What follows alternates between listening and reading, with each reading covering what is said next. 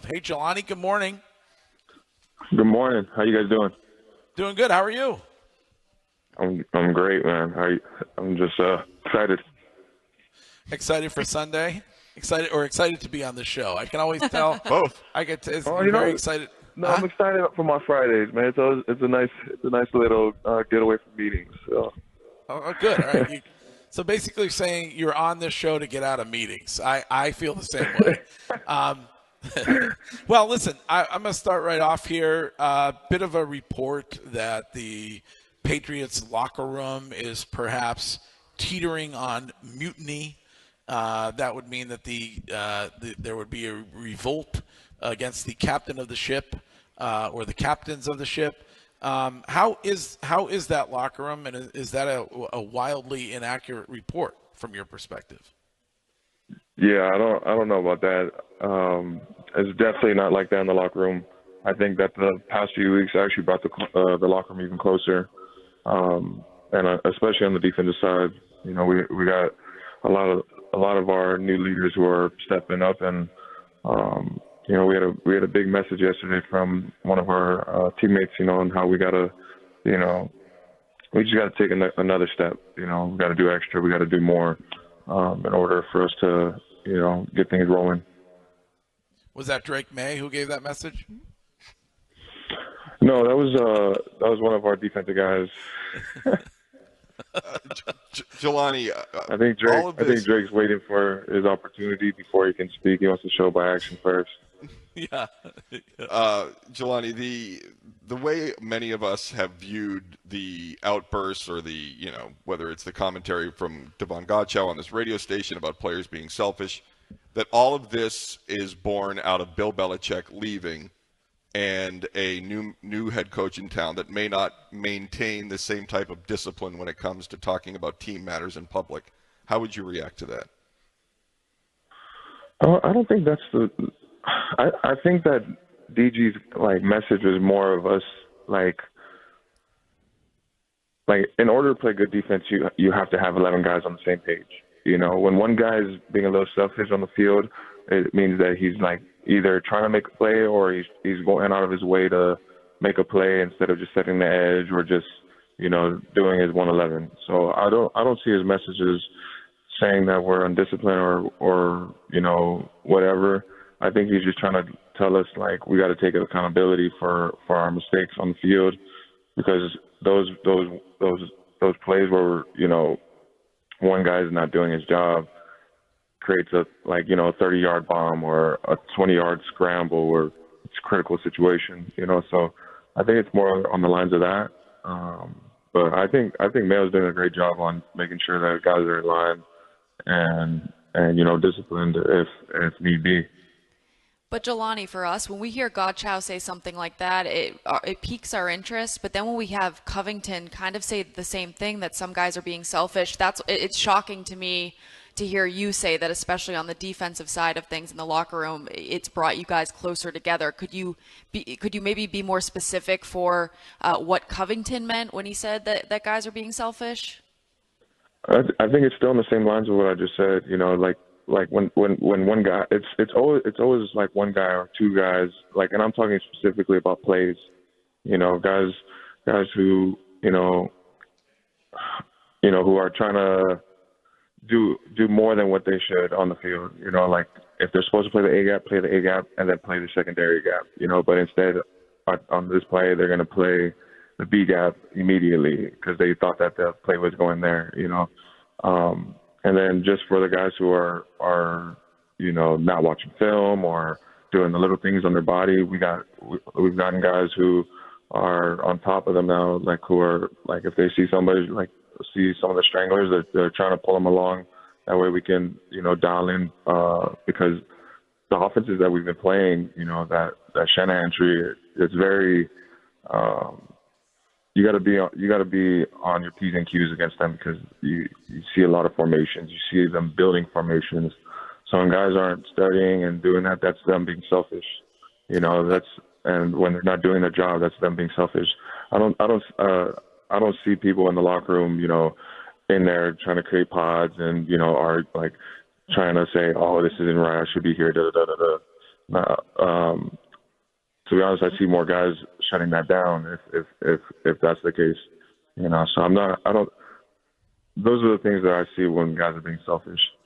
But like I said, we've got strong leaders.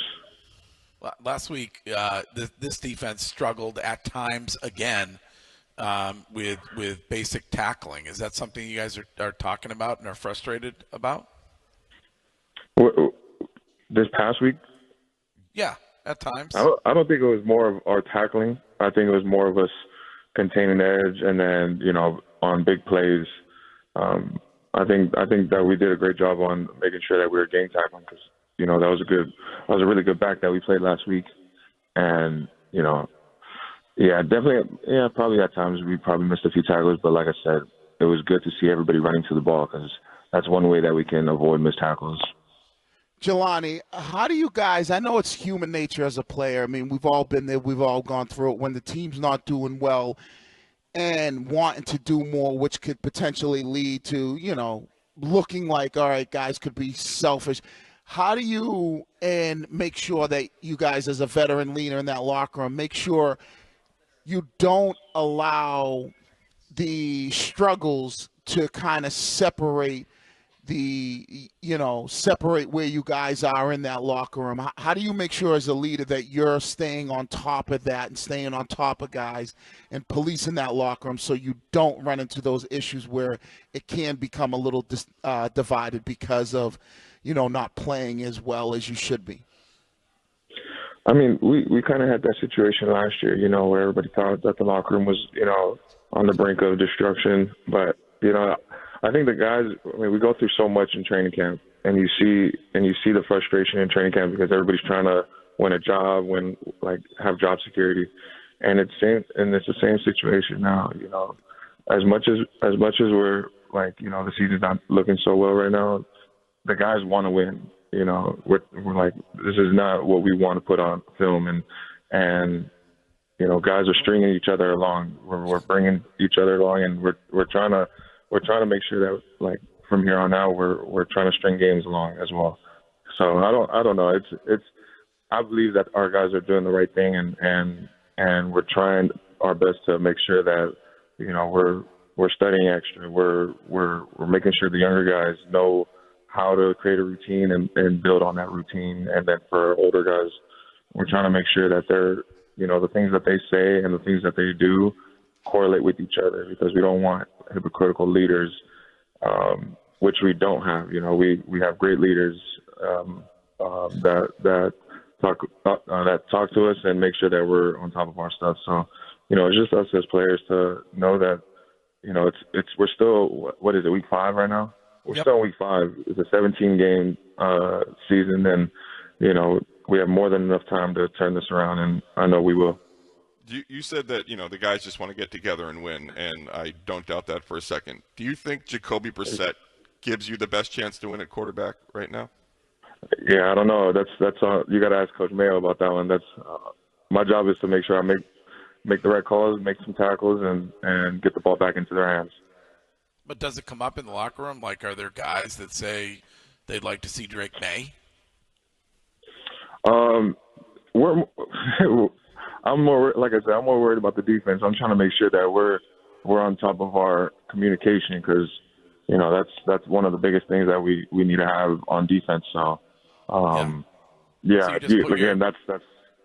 you got to ask one of the opposite guys. Put your hands over your ears in the locker room and go, no, I want to talk defense. Earmuffs. Yeah, exactly. Ignore as much as we want to ignore the noise outside. It's sometimes it might be in here, but like I said, everybody in here has been doing a great job on bringing the and making sure that we're doing the right thing in here.